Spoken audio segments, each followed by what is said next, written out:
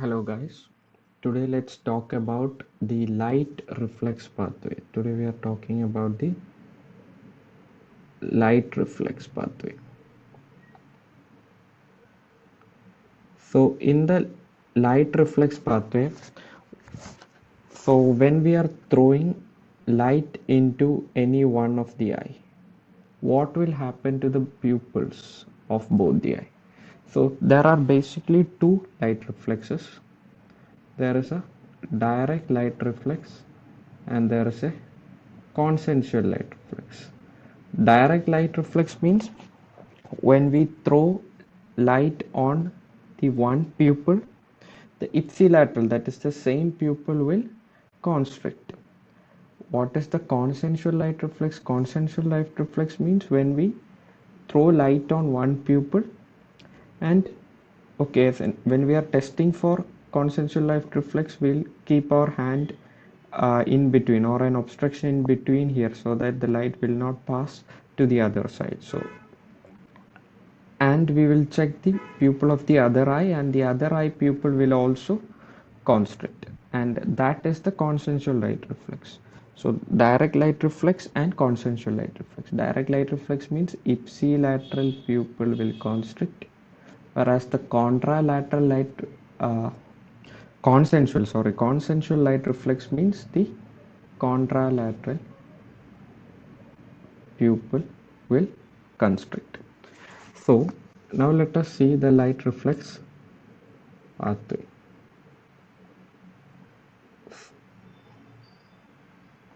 So this is a diagram showing the light reflex pathway. So you might be familiar with the pathway for vision, that is the optic chiasma, lateral geniculate body, and from there to the optic radiation to the parietal and temporal lobe. So the light reflex pathway is also almost similar. So the impulses that is got from the temporal retina will pass with the temporal fibers, whereas the nasal retina from the temporal field, whereas the temporal retina from the nasal field. Okay, now we so that temporal fibers from the temporal retina will pass uncrossed at the optic chiasm, whereas the nasal fibers that is nearer to the optic chiasm crosses. So let's trace these go with these temporal fibers. So the temporal fibers is going through the optic nerve, optic chiasm, optic tract. Instead of synapsing in the lateral geniculate body, it will go to the pretectal nucleus. The pretectal nucleus is at the level of the superior colliculus, right? It will go to the pretectal nucleus. So from the pretectal nucleus, so first we talked about the pretectal nucleus. So from the pretectal nucleus, the fibers are going to the next one is Edinger-Westphal nucleus. Edinger-Westphal nucleus. So from one side pretectal nucleus, suppose if we take this pretectal nucleus, it is going to see, you can see here, it is going to the its contralateral as well as the ipsilateral Edinger-Westphal nucleus. It is going to the contralateral as well as the ipsilateral. So we started by talking about the light reflex, and I said there is pupillary constriction. So end result, normally there should be pupillary constriction. So one pretectal stimulating the two Edinger-Westphal. So that should go and causes bilateral symmetrical constriction normally. Bilateral symmetrical constriction, that is the normal response. So bilateral symmetrical constriction is the normal response that occurs. So what is this neuron that connects the pretectal with the Edinger-Westphal nucleus called? It is called the internuncial neurons. It is called the internuncial neurons. So what happens if there is an injury to the internuncial neuron? Yes, we will see about it later, but just mentioning it here, what occurs is light near dissociation. Light near dissociation. So light near dissociation occurs, that is the light reflex and the accommodation reflex. So like for example in Argyll-Robertson pupil, right, there is accommodation reflex is present, but the pupillary reflex, that is the light reflex, is absent. So classically it is explained in neurosyphilis, but nowadays you can see it in diabetes mellitus, you can see it in uh, diabetes mellitus due to the microangiopathies and all, and you can see it in neuropathies due to the neuropathies, and you can see it in alcoholics also sometimes. Alcoholics, right? So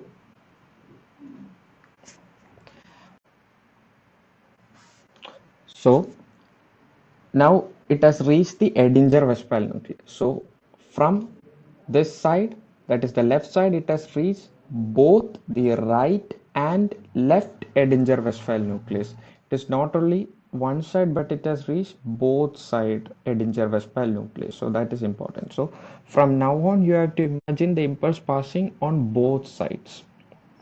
So from here, it passes out through the oculomotor nerve. It is going to enter the oculomotor nerve, which is the nerve. Yes, it is the third cranial nerve. Which is third cranial nerve? It is the oculomotor nerve.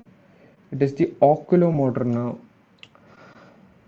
So these fibers are parasympathetic fibers, and Edinger-Westphal nucleus is a is giving parasympathetic fiber, right? From Edinger-Westphal nucleus, parasympathetic fibers are coming. So, and it will pass through the oculomotor nerve. You know, oculomotor nerve enters the superior orbital fissure, and inside the superior, after that, it will divide into two divisions, right? The superior division and the inferior division. So, our parasympathetic fibers are going through the inferior division, and it is going through the inferior division, and after that, it will enter what? The nerve to inferior oblique. So, we can write it down. So, from the Edinger-Westphal nucleus,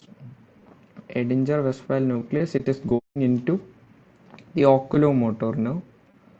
So the oculomotor nerve, after oculomotor nerve, it is dividing into the superior division and the inferior division. It is going into the inferior division, and that too from the inferior division into the inferior oblique, the nerve to inferior oblique, and through the nerve to the inferior oblique, it is going to a purely parasympathetic ganglion. What is that ganglion? It is the ciliary ganglion. So ciliary ganglion, it is a parasympathetic ganglion, and this nerve, so this has been asked in several exams. So nerve to the inferior oblique, it is relaying into the ciliary ganglion, and from the ciliary ganglion, postganglionic motor neurons arise. So the postganglionic motor neurons are going through which nerve? Short ciliary nerve. Yes, short ciliary nerve, and it will go and constrict the pupil. So for constricting the pupil, which nerve need to be, which muscle need to be supplied? Yes, sphincter pupillae.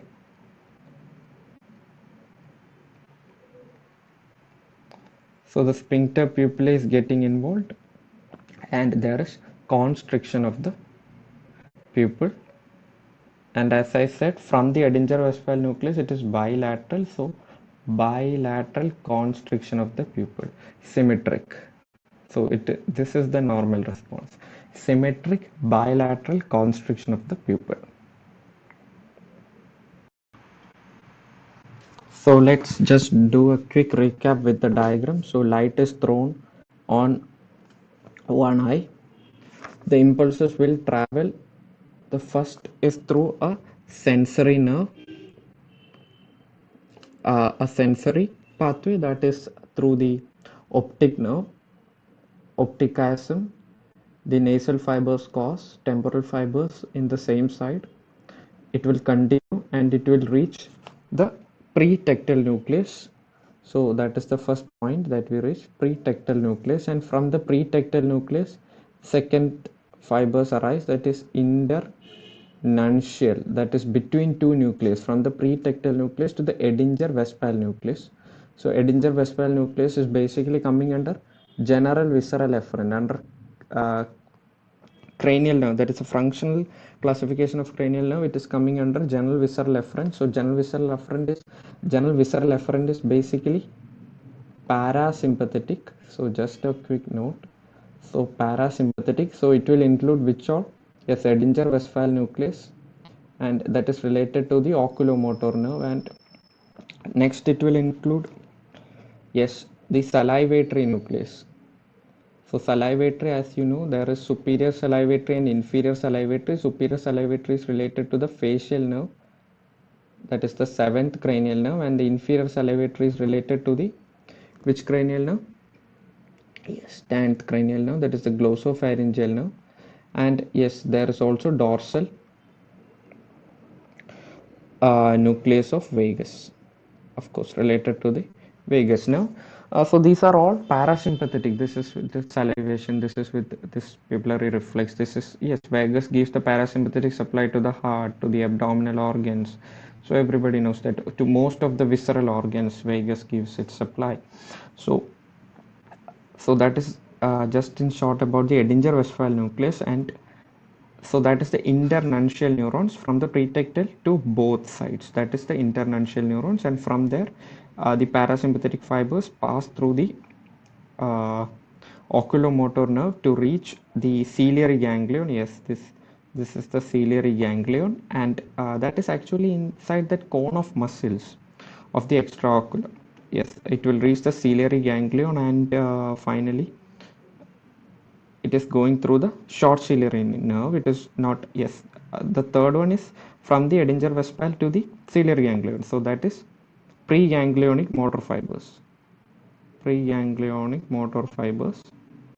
And the last one from the ciliary ganglion through the short ciliary nerve to the sphincter pupilla and causing the action, that is the constrict symmetrical bilateral constriction. And that is the fourth one, that is post-ganglionic motor. So this is everything that you need to know about the pupillary reflex pathway.